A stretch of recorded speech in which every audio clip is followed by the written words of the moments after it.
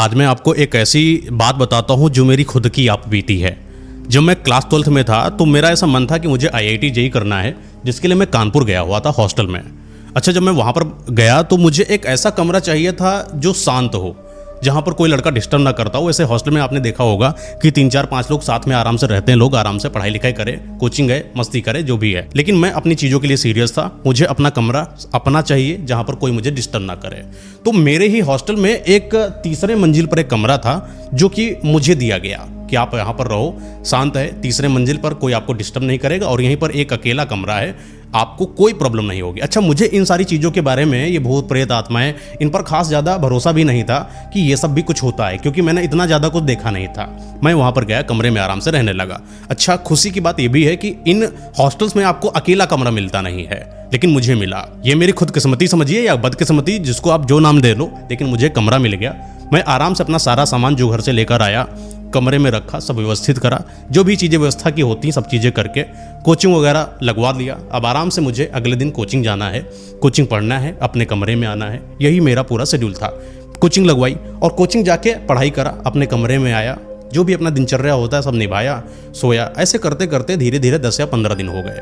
लेकिन जब आप अपने घर से किसी दूसरे जगह जाते हो तो मन करता है कि एक बार अपने घर चले जाए। तो वही 7-8 दिन का कुछ ऐसा छुट्टी भी चली कोचिंग में, कोई कारण से छुट्टी भी हो गई तो मुझे मिल गई। मैंने सोचा कि अब अच्छा मौका है, घर चलते हैं। तो अपने जो भी सामान की पूरी पैकिंग वैकिंग करी, सारी चीज़ें बैग में डाली और मैं अपने घर के लिए निकल लिया। लेकिन जब निकल रहा था, जो भी वहाँ कूलर लाइट वगैरह होता है ना, बटन वटन सब बाहर की लाइटें, सब कुछ मैंने बंद कर दिया और वहाँ पर लॉक लगा के आराम से सब लोगों से मिलके अपने घर की तरफ आ गया। 7-8 दिन की छुट्टियाँ निभाई। अब बारी है हॉस्टल जाने की, पढ़ाई भी करना है। वहाँ पहुँच गए तो जब मैं हॉस्टल पहुँचता हूँ तो मैं क्या देखता हूँ कि ये जो लाइटें हैं वो सारी ऑन है, कूलर मेरा चल रहा है, पंखा भी चल रहा है। अच्छा, कोई बाहर से उसको चला नहीं सकता क्योंकि वो स्विच मेरे कमरे के अंदर है। मुझे लगा हो सकता है कि जल्दबाजी के चक्कर मैंने ध्यान न दिया हो और ऐसे ही मैंने वो बटन वटन ऑन करके मैं निकल गया अपने घर। ऐसा मेरे दिमाग में आया। चलो कोई बात नहीं, आराम से दरवाज़ा खोला, लाइटें वाइटें सब जल ही रही थी, व्यवस्थित थी, आराम से बढ़िया बैठ गया, सामान सेट किया, फ्रेश व्रेश हुआ, फिर कमरे में आया। दोस्त यार नीचे बन ही गए थे, थोड़े बात बात करा और ऐसे दिनचर्या चलने लगी। कोचिंग जाता पढ़ता, खाना वाना खाया, मस्ती करा, जो भी है। धीरे धीरे समय आया दिवाली का और अब दिवाली में 7-8 दिन की मिनिमम कोचिंग की छुट्टी मिल गई थी और अब मैं घर जाऊँगा। तो यही सिस्टम था कि पूरी तैयारी करो, अपना कपड़ा वपड़ा लिया, सब पैक करा, बैग पूरा सेट है, निकल लिया अपने घर के लिए। वही वाला सीन की पूरी लाइट वाइट सब कुछ ऑफ कर दिया और अपने घर आ गया। दिवाली की छुट्टी कंप्लीट हुई घर में। अब बारी है हॉस्टल जाने की। जैसे ही मैं हॉस्टल गया तो मैं क्या देखता हूँ, कूलर चल रहा है, बाहर की लाइट इस बार नहीं जल रही, कूलर चल रहा है, पंखा भी अंदर का चल रहा है। चलाया कौन पता नहीं, स्विच कहाँ है, हमारे कमरे के अंदर। ये जो सीन हमारे साथ हुआ, पहली बार मुझे डर लगा। मुझे ऐसा लगा कि ये मेरे साथ हुआ क्यों। या तो डर था कि कोई आत्मा का, मुझे डर नहीं लगा। पहली बात मुझे ऐसा लगा कि किसी इंसान ने यहाँ पर शायद चोरी कर ली, या तो अंदर घुसा है, क्योंकि बिना स्विच को अंदर से खोले या कुछ बटन दबाए आप चला ही नहीं सकते हो। तो मैंने सोचा हो सकता हो कि जो वार्डन है इसने ही चलाया हो या इसके पास कोई मास्टर वास्टर की हो तो इसने खोला हो।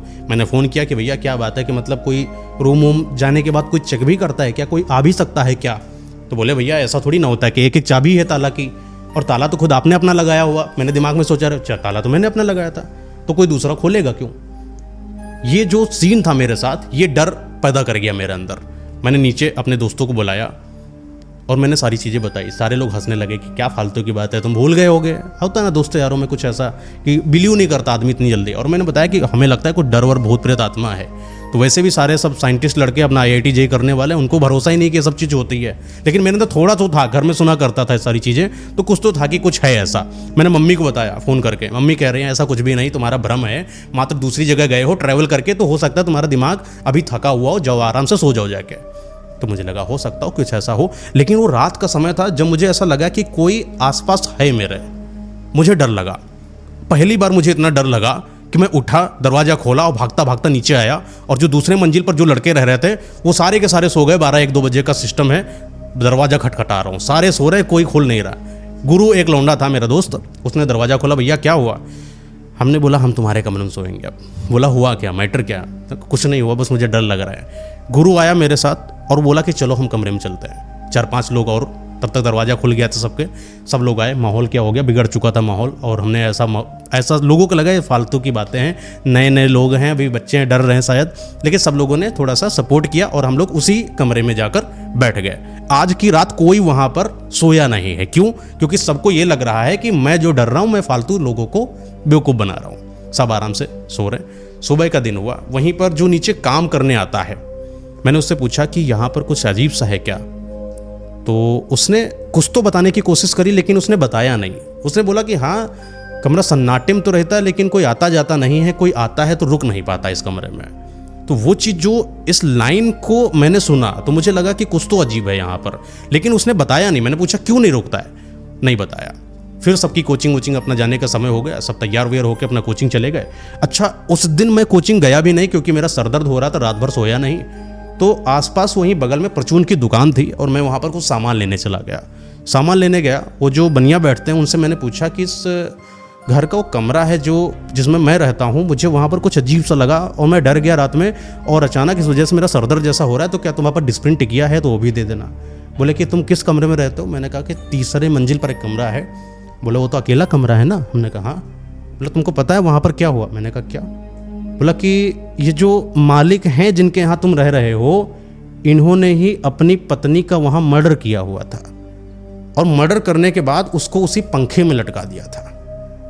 मेरी फट गई वहीं पर। मैं उस कमरे में रह रहा हूँ जहाँ पर किसी का मर्डर करा गया है, आत्महत्या भी नहीं, मर्डर। डर लग रहा है नीचे से। अब मेरा डर लग रहा है, डर इतना पैदा हो रहा है कि मैं उस हॉस्टल के दरवाजे तक नहीं जा रहा हूँ। मैं बाहर बैठा हूँ जब तक मेरे दोस्तों की छुट्टी नहीं हो जाती। सारे आए, क्या मैटर है? मैं बाहर खड़ा, धूप हो रही थी आसपास, थोड़ा थोड़ा धूप थी, लेकिन मैं उस इतनी हिम्मत नहीं थी मैं किसी के कमरे में जाकर बैठ जाऊं या उस दरवाजा खोल के गेट के बाहर ही बैठ जाऊं। नहीं, तीसरे मंजिल पर कमरा, सारा सामान खोला उला पड़ा ऐसे ही, और अपना मन था कि वहाँ आराम से बैठेंगे, सब पड़ा। फिर जब तक सारे दोस्त नहीं आ गए तब तक मैं वहाँ पर बैठा रहा, और जब सारे दोस्त आए तो मैं उनके साथ उस कमरे में जाने तक डर रहा था। लेकिन सब लोग थे तो थोड़ी हिम्मत जुटाई कि चलो चलते हैं ऊपर। लेकिन जब दोस्तों को बताया उन चीज़ों पर वो बिलीव नहीं कर रहे थे। जो वार्डन था और जो वहाँ पर काम करता था, हम लोगों ने उसको बुलाया और जब उससे पूछा है कि असल में यहाँ पर क्या हुआ था, तो लोग वहाँ पर बताने से मना करने लगे कि यहाँ पर हुआ क्या है। लेकिन उस जो कर्मचारी ने जब असल में बताया, जब मैंने बताया कि मैंने कहीं से कुछ सुना है, तब उसने बताना शुरू करा, भैया बताना नहीं, क्योंकि मालिक बोले हैं कि कुछ बताना नहीं, क्योंकि कमरा उठा नहीं है और ना कोई इसको खरीदेगा, वरना वैसे ही बर्बाद होता रहेगा। और जब उसने चीज़ों को बताना शुरू किया, बोला कि यहाँ पर इनकी पत्नी रहती थी और बहुत प्रताड़ित करते थे अपनी पत्नी को, और प्रताड़ित इतना करते थे कि रोज़ मारते थे, हर दिन उसको मारते थे। एक दिन ऐसा हुआ कि इन्होंने मारपीट में इतना तेज उसको मारा कि उसकी मौत हो गई, और मौत से अपने आप को बचाने के लिए इन्होंने उस चीज़ को ऐसा दिखाया कि उसने आत्महत्या कर ली है। हाँ, दुपट्टा उपट्टा बांध के लटका दिया था उस पंखे में, जिससे लोगों को ये लगे कि वहाँ पर मर्डर नहीं बल्कि उसने आत्महत्या करी है। ये छुपाने के बाद ऐसा कुछ हुआ था। लेकिन ये कमरा किसी के लिए सही नहीं रहा है। जब भी कोई इंसान आया है, वो या तो बीमार रहा है या तो उसके साथ कुछ घटित हो गया है, और जब यहाँ पर रहा है 1 महीना 1.5 महीना रहने के बाद कभी रह ही नहीं पाया। और जब हम लोगों ने ये बात सुनी तब लोगों को बिलीव हुआ कि शायद यहाँ पर कुछ है। और हमारे दोस्त इतने बड़े वाले थे कि हर एक चीज़ की अब मुआयना करने चले गए। तो जब हम लोग कमरे में गए, वहाँ पर छोटी ऊपर ताड़ थी, ताड़ की जगह ना जहाँ पर सामान थोड़ा रखा जाता है, स्टोर करा जाता है, हम लोगों ने कभी हम लोगों ने कभी खोला ही नहीं था। लेकिन जब उसको खोला तो वहाँ पर साड़ी टंगी थी, और वो साड़ी में हल्का हल्का सा ना रेड पेन जैसे कुछ ऐसा धब्बा सा लगा था, खून तो नहीं बचा था उसमें, धब्बा जैसा था। तो पता चला वो वही साड़ी है जिससे उसको बांध के टांगा गया था। और जब वो चीज़ें हम लोगों ने देखी है तो जो हम लोगों का हालत हुआ है फिर उसके बाद बताने वाली कोई बात नहीं है। सारा सामान जैसे तैसे जितना सामान आ पाया है सब बैग में पैक वैक करा, और जितने लड़के हमारे दोस्त रहे थे वो हॉस्टल में, सब ने अपना व्यवस्था उठाया, सब निकल गए। और ये उस दिन से और आज दिन का डेट है। जब जब वो चीज़ें मुझे याद आती, हालांकि वो तो मेरे साथ घटित हुआ ना, कि क्या हुआ था, जब दरवाज़ा खोला मुझे कैसा फील हुआ, वो सारी चीज़ें सिर्फ मैं बता सकता हूँ। सिर्फ मुझे एहसास है जिनको मैं बयां ही नहीं कर सकता। कोई इंसान को लगे ये शायद मजाक है, ये सिर्फ स्टोरी है, नहीं, ये है। आज भी वो हॉस्टल जिंदा है, आज भी वो कमरा है, और आज भी जब भी वहाँ पर कोई जाता है तब उसके साथ ये होता है।